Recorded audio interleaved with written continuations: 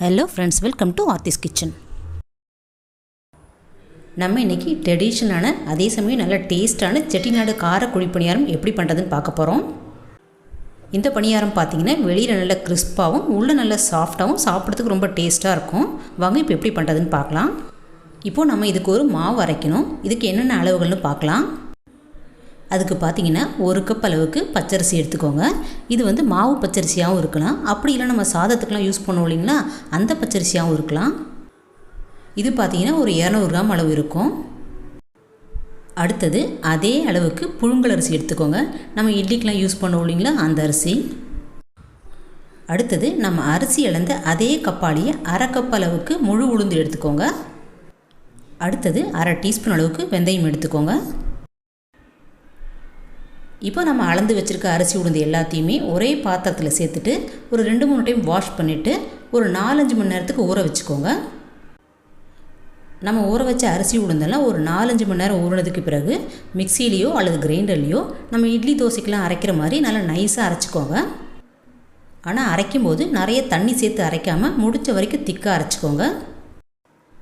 அந்த மாதிரி அரைச்சதுக்கு பிறகு அரைச்ச மாவில் 1 டீஸ்பூன் உப்பு சேர்த்து நல்லா கலந்து வச்சுருங்க. இந்த மாவு ஒரு 7-8 மணி நேரம் நல்லா புளிக்கணும். மாவு நல்லா புளிச்சாதான் பணியாரம் நல்ல ஃப்ளஃபியாக வரும். அதனால் நல்லா ஒரு 7-8 மணி நேரத்துக்கு புளிக்க வச்சுக்கோங்க. இப்போ பார்த்தீங்கன்னா நான் அந்த மாதிரி அரைச்சி கரைச்சி நல்லா புளிக்க வச்சு எடுத்து வச்சுருக்கேன். பாருங்கள், மாவு இந்த மாதிரி நல்லா பொங்கி வந்திருக்கணும். நான் இந்த மாவுலேருந்து கொஞ்சம் எடுத்து ஸ்வீட் பணியாரம் செய்ய போகிறேன். அதனால தான் இந்த அளவுக்கு திக்காக அரைச்சிருக்கேன். நீங்கள் கார பணியாரம் மட்டும் செய்யறதா இருந்தால் கொஞ்சம் தண்ணியாக இருந்தால் கூட பரவாயில்ல மாவு.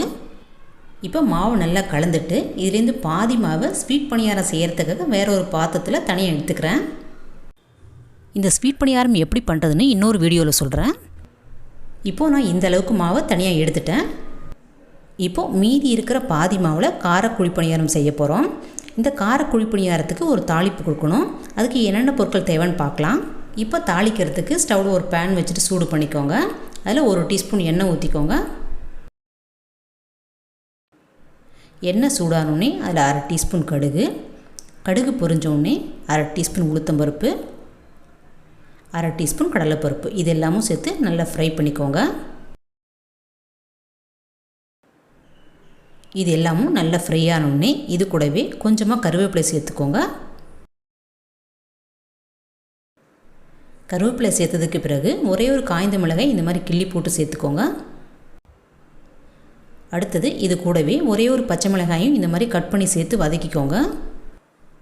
இப்போ இதெல்லாம் லேசாக வதங்கினதுக்கு பிறகு இது கூடவே ஒரு மீடியம் சைஸ் வெங்காயத்தை இந்த மாதிரி நைஸாக சாப் பண்ணி சேர்த்துக்கோங்க. இது ஒரு 1/2 கப் அளவு இருக்கும். இப்போது வெங்காயத்தையும் சேர்த்து நல்லா வதக்கி விட்டுக்கோங்க. வெங்காயம் ரொம்பவும் வதங்கணும்னு அவசியம் இல்லைங்க. சும்மா லேசாக ஒரு கண்ணாடி பதம் வரும் பார்த்திங்களா, அந்த அளவுக்கு வதக்கினா போதும். இப்போது அடுத்தது 1/4 டீஸ்பூன் அளவுக்கு பெருங்காயம் சேர்த்துக்கோங்க.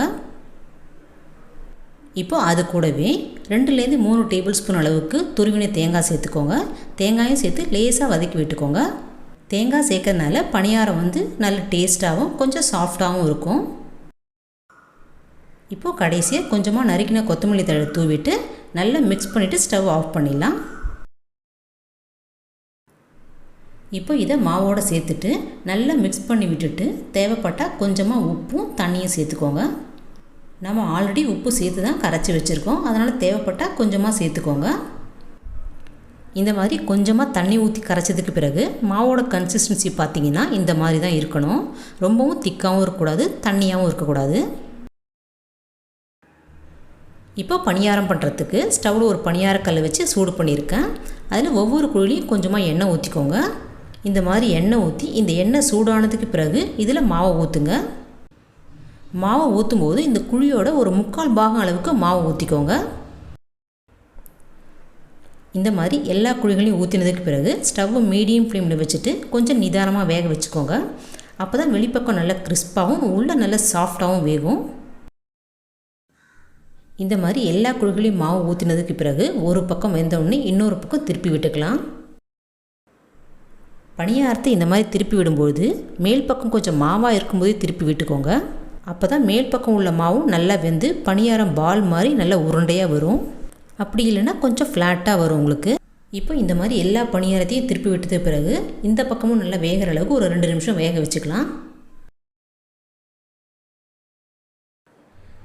இப்போ பார்த்திங்கன்னா இன்னொரு பக்கமும் நல்லா சிவந்துருச்சு. நம்ம இதை வெளியே எடுத்துடலாம்.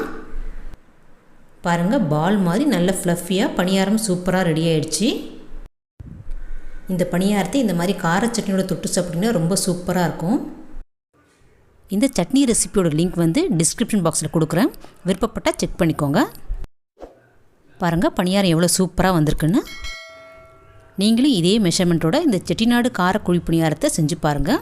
செஞ்சு பார்த்துட்டு எப்படி இருந்துன்னு உங்கள் ஃபீட்பேக்கை கமெண்ட்ஸில் சொல்லுங்கள். பிடிச்சிருந்தால் லைக் பண்ணுங்கள், ஷேர் பண்ணுங்கள். மறக்காமல் ஆர்த்திஸ் கிச்சனை சப்ஸ்கிரைப் பண்ணி வச்சுக்கோங்க. தேங்க்யூ.